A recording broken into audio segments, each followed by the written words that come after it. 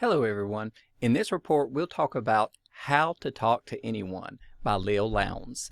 Now the focus of this book is tactics that you can use to overcome the unease that you oftentimes feel when you're speaking to others. And the author explains that the reason that we have this nervousness, this fear, this uneasiness is caused generally by our desire to be liked by others. And because of that, we have this fear that how we interact with others is going to cause them to dislike us. So in that way, we're trying to shift our focus from thinking about how we're being perceived by others to how we want others to feel with regard to their interaction with us. So shifting from a self-focus to an external focus. Now the author provides several tactics for achieving this, and they're grouped together into nonverbal cues and then verbal cues with different purposes. So to start with the nonverbal cues, he focuses on how you can make yourself more approachable and make others actually want to or feel comfortable having a conversation to you. Well, first you act more confident. You stand tall, you present yourself in an open manner, you eliminate any barriers that exist to the conversation there. You pause before smiling at others, but make certain you've made eye contact or a connection there, and you maintain that eye contact long enough for them to determine that you've noticed them, that you've opened yourself up to contact or to have or start communication with them. And then when you do get the opportunity, act as if you're familiar. Act as if you're already friends, as if you already know each other. Keep that level of comfort when you approach someone.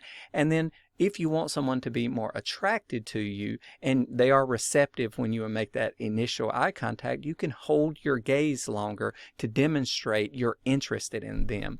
Because ultimately, what you're trying to do is project your interest in the other person. That makes them feel accepted. It makes them feel wanted. Then you move on to verbal signals and cues, and this is the first step in establishing rapport or breaking the ice with the other person. Now, things you can do here are notice and use any existing environmental cues that can allow you to start the conversation, breaking the ice, as we say. Otherwise, you can seek introductions from those you know, those around you, get them to introduce you to the person.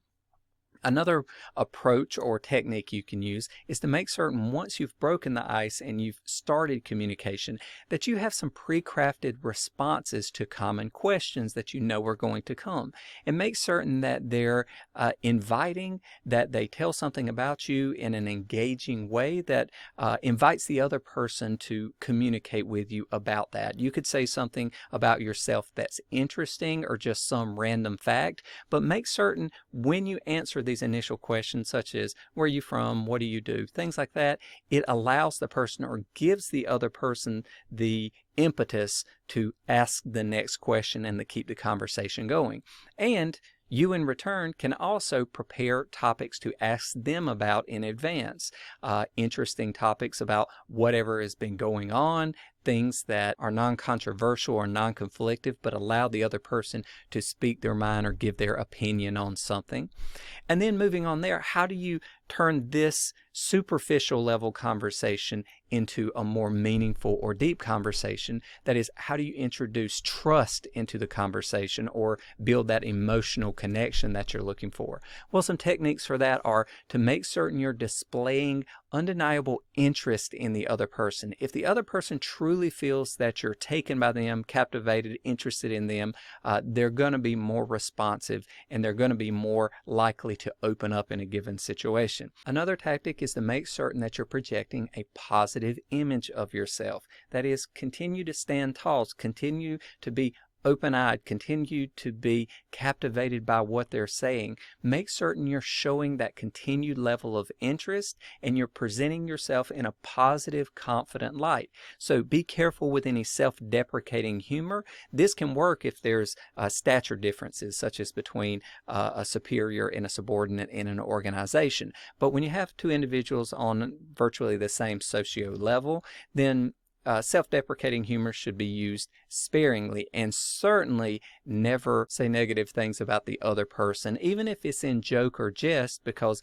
it can come across negatively very easily. So make certain you keep them painted in a positive light throughout the entire conversation, and also use mirroring. That is, whatever emotional cues or whatever signals they give you, try to mirror them. It shows a level of understanding, and as you proceed to mirror each other, it creates an openness in your mind that you're accepting of the other person. So these are some common tactics that are used as part of this communication process, and this more or less covers what the author presents as tactics for this underlying purpose of being more effective in talking with others. So this concludes our coverage of how to talk to anyone. Hello everybody.